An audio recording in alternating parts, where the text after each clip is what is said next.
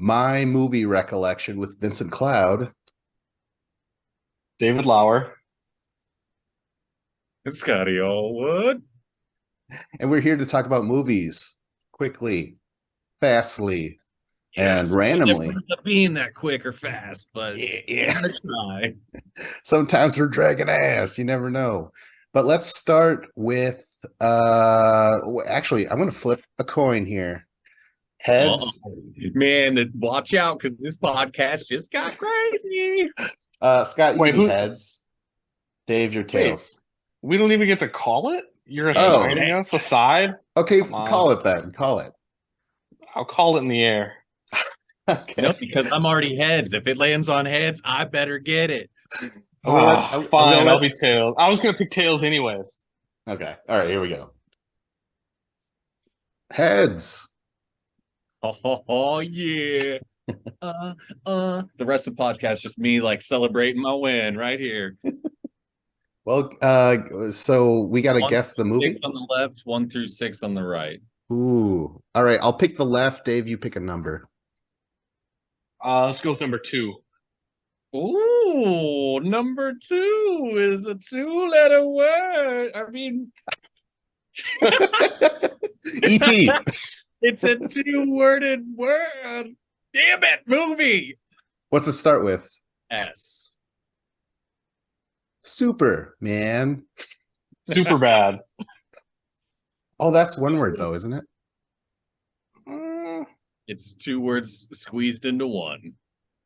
If you want to get real. Spider-Man. No. It stars Gwyneth Paltrow. Fuck. Shakespeare in Love. She's in other movies besides that, Vince. This one's a comedy. Shallow Hal. Yes, sir. Oh shit. Okay, we've all seen it. Awesome. So I've not seen it. Oh, you haven't? Oh, No. What do you think it's about? What do I think it's about? It seems like I don't know, it's like a Freaky Friday, except for it isn't, like a mother and daughter switching places. It's Gwyneth Paltrow switches places with a fat lady or something, or a fat version of herself. And then Jack Black has to decide whether he likes her for her looks or her personality. And he has to decide whether he's going to be shallow or not. The movie is about a guy named Hal, played by Jack Black, and he goes to a guru, and he objectifies women. He's out and about, and he's like, I feel that girl's ugly. I only go for tens, even though he looks like Jack Black, who is, fat. But so this guru rids his mind of the shallowness inside of him. So he meets this woman who is Gwyneth Paltrow, who happens to be this big fat lady, but he sees her as Gwyneth Paltrow, the beautiful skinny lady. So to everyone else around him, he's hanging out with this big fat lady, but to him, he's hanging out with Gwyneth Paltrow, so he's the happiest he's ever been, but everyone else is disgusted. It gets slandered on these days. People hate the fact that this is what this movie's about, but I feel like the movie has a lot of heart. And the end is he chooses to love Gwyneth Paltrow for her real self because he gets that guru-ness out of him and he falls in love with this woman and then accepts her for who she is at the end, this big fat lady. Honestly, it sounds like you just described kind of the ending of the movie Shrek, where he gets Fiona, who's this beautiful princess, but then he takes her back to the swamp, and then she's actually like this big green ogre. Holy shit. Dave, you're kind of correct because, I mean, you could say that Fat Gwyneth is ogre-like, and you could say Jack Black is ogre-like. It would be totally different. Would it have been different had it not been Jack Black, but like Rob Lowe? You know what I mean? And Rob Lowe's like, sure, it takes a lot more for me, a non-fatty, to date this rotund bitch. You know what I mean? Vince, do you remember any specific scenes in this movie? Because I remember one that I want to bring up, and I laughed so hard. Oh, go ahead. during- I'll go ahead then. So he realizes his friend tries to like stop him from seeing this girl once Jack Black realizes he's seeing everyone for who they actually are now. So he's like, you cannot see what she actually looks like. You will vomit in your mouth. So, but he finds out where she lives. Well, I guess he's already been there before because he met the family and stuff like that. And he goes there, and the housekeeper opens the door, and he just assumes that that's her because he's never seen her before and she's a bigger lady. So he just starts fucking making out with her. And yeah, it's not. And then Gwyneth Paltrow walks by. He's like, "What are you doing?" And it's just so funny. I love this. That was funny. I think I saw it in theaters. Yeah, me too. I liked it a lot. I think it's Fairley Brothers, right? Yep. So you got their sensibility, which could be really good. Dave, fucking George Costanza is the best friend, Jason Alexander. Yeah. That's awesome. I love George and I love the Fairley Brothers. They did something about Mary. He Mhm. plays a similar character in this, to where he's like he relates with Jack Black's character because he's like all about breaking up with beautiful women because of certain things that are wrong about them. Mm-hmm. Mm-hmm. It's a very Seinfeld thing to, where Jerry would just pick out something that he hates about a woman. She Any had any man small hands. reason. Jason Yeah, Alexander actually breaks up with a beautiful woman because one of her toes is longer than the other or something in this movie. that's a valid reason. Okay, so I was gonna ask you guys if you guys are shallow or not, but I saw this at a time, and it affected me in a weird way. It slapped, or it hit differently, as the kids say, because I was kind of seeing this girl in high school. I shouldn't narrow it down so much, but she was a slightly heavier girl. Like, to me, it didn't matter. I thought she was, beautiful, smart, funny, all this stuff, right? But I remember seeing this movie and I'm like, I wonder, is that, well, I know that she's not skinny, she's not giant or anything. Tell me But this: so did you yeah, guys last 3 more days after that date? we did. No, I'm just saying, like, it was a weird thing where I'm like, so I'm not shallow. I don't think I was. But then again, I would say that like how they said Kate Winslet was fat in Titanic. Oh yeah, she was a fucking balloon, dude. No, no. I mean, do you remember that? Do you guys I remember didn't. any of that? Never heard of that. In Hollywood speak, they were like, "Oh, she's a bigger Vince just actress." thought she was really fat during that movie and was like, "Oh God, Kate, lose some weight." No, no, no, dude. I was like, what do you mean she's fat? She's not bone skinny. She's not model skinny like every other fucking actress. She had a little something there. And that's how I felt about the girl that I was dating. I was like, I don't give a fuck. Like, she owned it and she's still fucking hot. Like, you guys never seen oh, I love this about nowadays, how like curvy girls are getting more love, Mhm. than before. Like, people like thick girls now. And I'm like, There's this character in one of these movies called, I think her name, like she's hot. She's Medea. Medea's Family Reunion, the main grandma. I'm sorry, I'm just being a fucking stupid idiot. Go on, sorry. Moving along. no, Tyler Perry, Tyler Perry. But no, it was just weird. And I'm like, I don't think I am shallow. I mean, yeah, that just kind of reconfirmed everything. But it did throw me through a loop because I'm like, this girl that I'm with is kind of bigger. But yeah, it was So interesting. it brought attention to something you weren't even really thinking about. Yeah, yeah. It kind of made me think. I'm like, am I, am I, am I under some spell, under her spell? I don't know. Yeah, You were under the love spell. yeah. All right, let's move on to Dave. Dave, you got a pile? Yeah, I got 14 movies here, so Go ahead, pick a Scott. number. 9. Are you saying no in German? I will not pick. All Yes. right. Not no. All right. Well, this movie is, well, okay. It's 2 words. Starts with an H. Heaven's Follow me. Gate. Nope. Do you say Hollow Man, Scott? Yeah. Which I thought was a mighty fine guess and a mighty fine movie about a rapist. One of Yeah, the that talk about nowadays totally different. Hollow Sleep B. No, no. best. Its first word is it's two words. First word is H. Second word is A. Is anyone in it? Can you name an actor? Uh, Joe Pesci. Home Alone. Yep. Yeah. Noise. Good job, Vince. Well, I could go on, but I want to hear what you guys think. Is it not like a classic? We all want to be Macaulay Culkin. Um, like I grew up watching this movie, and like everybody talks about what their favorite Christmas movie is, and Home Alone is my favorite Christmas movie.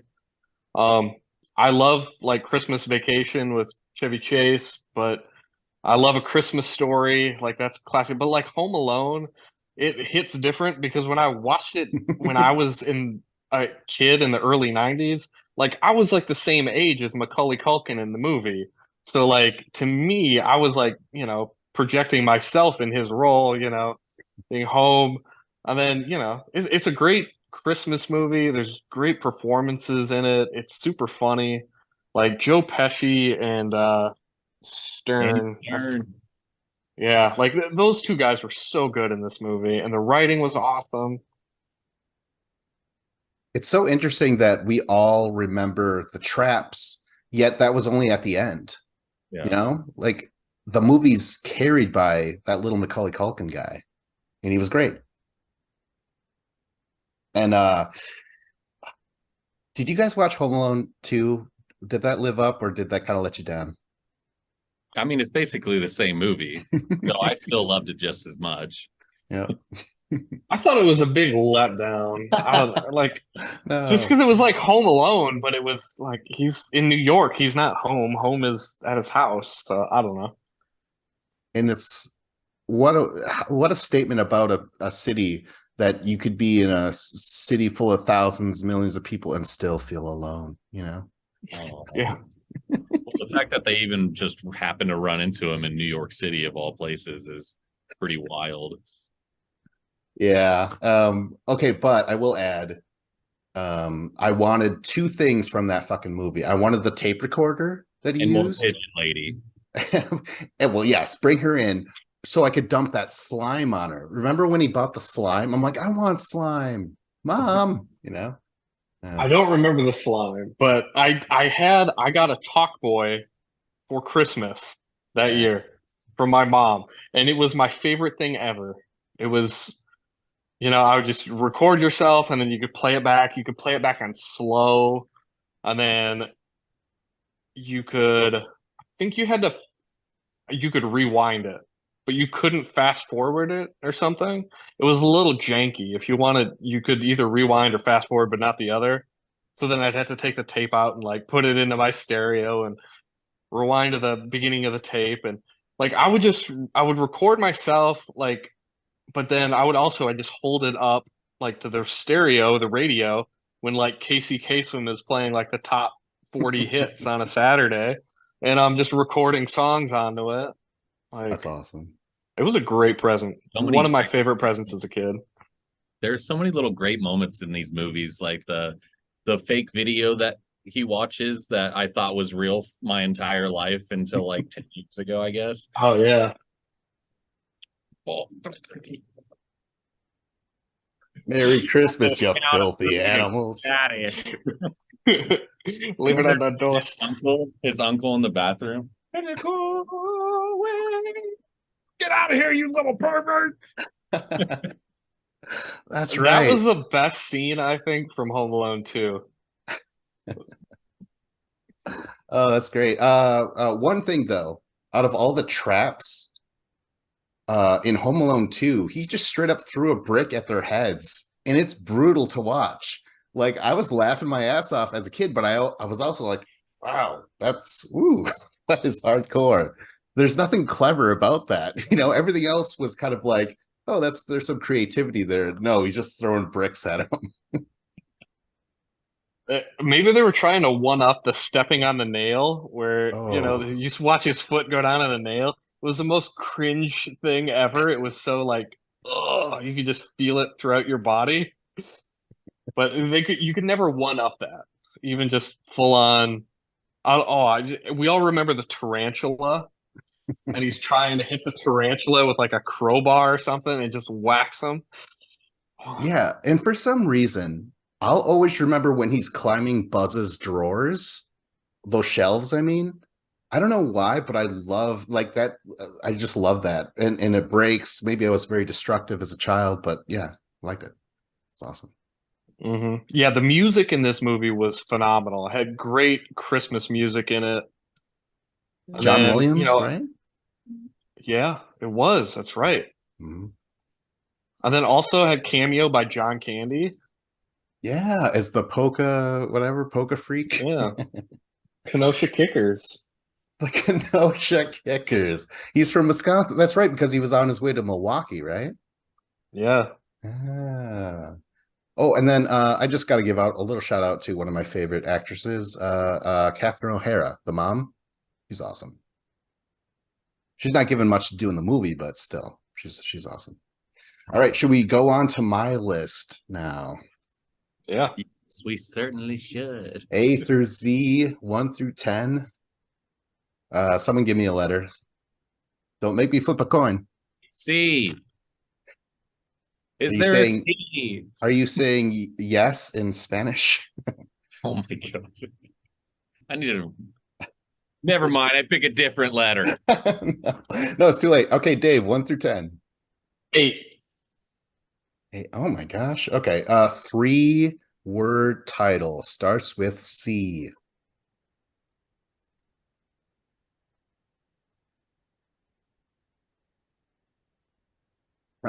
It's older. Can't hardly wait. Ooh, I wish. Damn it. I should have lied. I only watched this movie once. It's older. It's probably on Turner Classic Movies and shit. Paul Newman. Know that movie then? Not you, Scott, Mr. 2000s and up. All right, so Paul Newman. Ooh, you guys aren't acquainted. Okay. It's All not right. Catcher in the Rye, but that's 4 words. That's like 4. Catch her in the rye. No, that's even more. Love to see that movie. It's about prison. No? All right, I'll just say it. Cool Hand Luke. Okay, I've heard of that name. I've never seen it or know anything about it. Yeah, I've heard of it, but I had no idea it was a prison movie. Or it sounds like it's a Western. No, it's a prison. It's not the prison you would normally see and it's unrealistic. It's just a bunch of white people. There's no black people at all. And that's not to say that all black people are in prison. Wow. I'm just saying this is kind of like Shawshank, where you're like, what is this? We're gonna pretend that we weren't just throwing black people into prisons all the time. Come on now. All right, so it's about this guy Luke, and he gives the coldest hand jobs you've ever had in prison. Oh man. On a scale of 1 to 10, how close am I? You are so far away from it. I don't think there's much sex in the movie. Okay, so this is it. It's very bizarre. Paul Newman is the very beginning opens up with him sawing off the parking meter things, like sawing them off, and he's not even collecting the money. He's just sawing off the top so they fall onto the streets. And he's just going down the street doing this. He's drunk, and the cops show up, and he's just laughing. He's like, all right, take me away. And the cops are like, well, we will. So they do it. And he's put in to this prison, kind of chain gang style, like back in the day, that sort of thing. And it's just about this guy who seems to be on this self-destructive path. He wanted to go into prison. People are like, why? He's like, I don't know, just I don't know. I'm fucked. I'm over it or something, right? It is the most bizarre thing, especially in an old classic movie where you're like, I don't understand this character, you know? It's very unusual. The most memorable thing is where he says, I could eat 40 eggs. There's this prison bet. And it's just like, this was entertainment back in the day. So I don't know. I'm not saying you have to watch it, but it is considered a classic. I don't personally see why, but Paul Newman made a lot of weird character study movies back in the day. Yeah. So like what is like the plot of the movie beyond that? Like does he ever get out of prison? Is he trying to break out? Does he No, change as a person? I he from what I remember, he just stays there. I think he has the chance to leave, but he doesn't. Like I said, it didn't make any sense to me as a kid. I don't know. I was like 18 when I watched it. Um, you have the warden who's trying to break his spirit. That's the classic line of like, what we have here is failure to communicate. Guns N' Roses, you know. Yeah, that line. Oh yeah, that line. Yeah, it's just I don't know. I like I said, I'm not saying watch this shit. You never have to watch it. It's just very bizarre, and it's on the list, and now it's off the list. Moving on. I, I screwed up. I shouldn't have said eight. No, it's fine. Now that means I never have to talk about it again. It's like Escape from Alcatraz, but they have no ambition to like actually escape. They're like, no, we're good here. Yeah, exactly. It's so bizarre. I might read a review, and maybe it was more deeper and more metaphorical than I could ever comprehend. So yeah, maybe I'll look into that after this. But I doubt it. I really doubt it. All right, let's go into Scott's pile again. I choose right this time. Okay. Alt right. I'll go with five.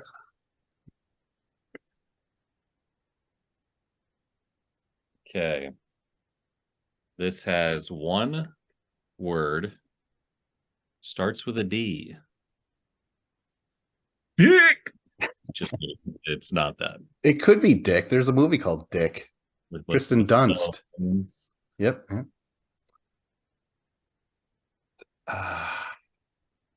Ooh, blanks. Anyone in there? Horror movie. 80s movie, not horror. I said older movie. Oh. We've got a stellar cast. A lot of known people in here. 1982 was when it was released. I got nothing. Steve Guttenberg, Daniel Stern, Mickey Rourke, Kevin Bacon. I got nothing. I don't know. It is Diner. Never fucking seen it. Wow. Have you ever heard of it? Never heard of it. No. Oh. It's a fun little movie. Hold on, we'll guess what it is. Dave, what do you think? Do you think anyone eats anything? Is it? I imagine it's like probably like Slammin' Salmon, but like that would be the modern reboot of it. They all work at a diner. Funny, because I was going to say the same thing that Slam and Salmon ripped off Waiting, and that was a modern telling. Well, yeah, go ahead. It's just about these people who know each other, they're friends, their daily lives, and then they all kind of like connect at this diner and hang out and just talk and goof around like guys do. And then there's like a bunch of stuff going on in their own lives. And at one point, the beginning shot is one of my favorite shots I've ever seen, like when entering a movie. I watched it because I was a fan of all these guys. And the opening shot is literally just walking, like the camera walking behind a character as they start from over here, and then they kind of work their way through the building, and then they walk into a party, and then they walk over to their friends, and then the camera pans around and shows all these people dancing. And it's the song that's playing is a little bit louder now, a little bit louder now. Yeah. That's going on. So it's just kind of like pumping you up to get ready for this movie. You're following this, and it's more of a drama. There's like this scene that I remember specifically where this man is married, his friends are not, and then they get in this argument over about how he just wants to sit and listen to his records. Like, leave me the fuck. I just want to. She's like, oh, you're just always with the records, and like the records meant a lot to him because he's a collector, and like that's just how you listen to music back then too. So it was a very important part of his life. As a fellow record collector, I can understand. Wasn't quite obsessed, but I could imagine myself if I was back then, like they would be 100 times more important to me because that is the escape into the music was through the record. And this is like from the 50s? Like it takes place in the 50s? Right. Yeah. It's like, I guess, well, I don't remember what I think I didn't. Oh, yeah, it does. Yeah. 59. Okay. All right. Well, That I'm talking about that you guys have no idea what it is. But it's a good movie, and those were some parts that were really good. It was just kind of like the chemistry of the cast was really good. I remember reading something about how they shot the diner scenes later into the shoot because they were all a little more familiar with each other, a little more comfortable. So then it became just like this natural flow of conversation between them all. it's awesome. Yeah, I think I've only heard that movie referenced in screenplay books. But I've never checked it out, and I had no idea who was in it or anything like that. So that's cool. I might check it out later, bro. Yeah, it sounds interesting, and it sounds like, a lot of those cool 80s movies where it's, I don't know, they take a time and a place, and they just like, let's get a bunch of good actors, and you're just gonna, you're going to the movie theater on a Friday night, and you're just like, all right, let's go to that. Because there was just, I don't know, there was lots of quality. It didn't have to be like a giant action movie or a superhero or like it is nowadays. Mhm. I don't know. It sounds like a good old fashioned, like, good watch of like an old 80s movie. Like, What it reminds me of is like Tarantino gets a lot of credit for having characters just talk as regular people. And that's them in this diner kind of reminded me of that. It's just a natural flow of conversation. And it was just about a normal back and forth as opposed to like movie talk. it's pretty sweet. I like it. Well, should we move on to one more movie? One more. Dave, what do you got? Pick a number 1 through 13. 2. All right.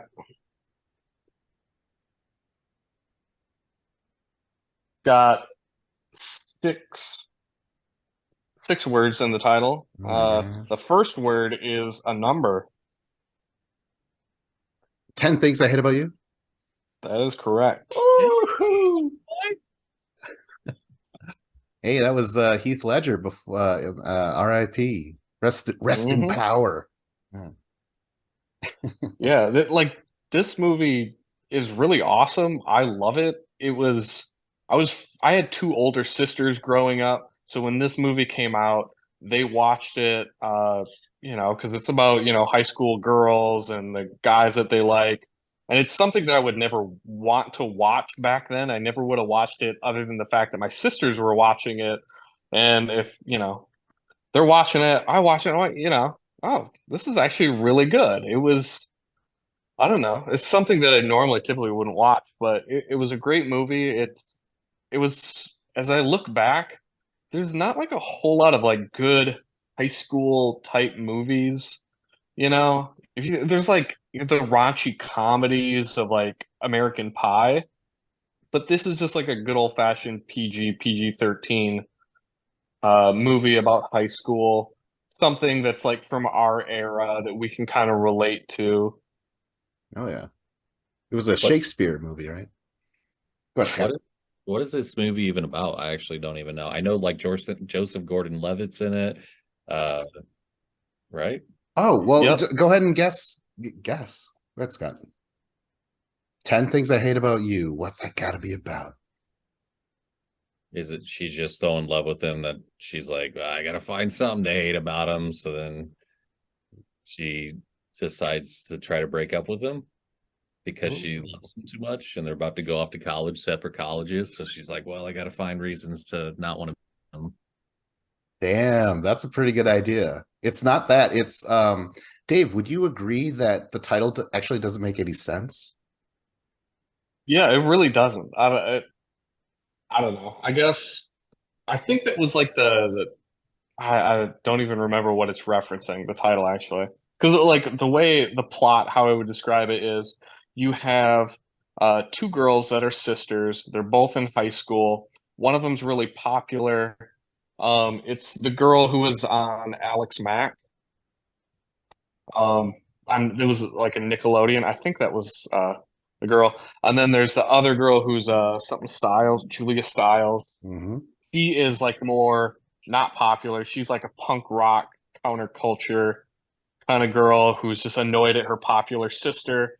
They have a dad who's Oh, that guy's awesome. The what's doorman his from name? Seinfeld. Yeah, Larry Miller Yes. is the dad, and he just babies the popular daughter, but then is not as forgiving to the other daughter. And I think there was the dad gives them like some kind of ultimatum or something like to her, like to the popular daughter, like you can go out on dates with boys once Julia Stiles once she goes on a date with a boy.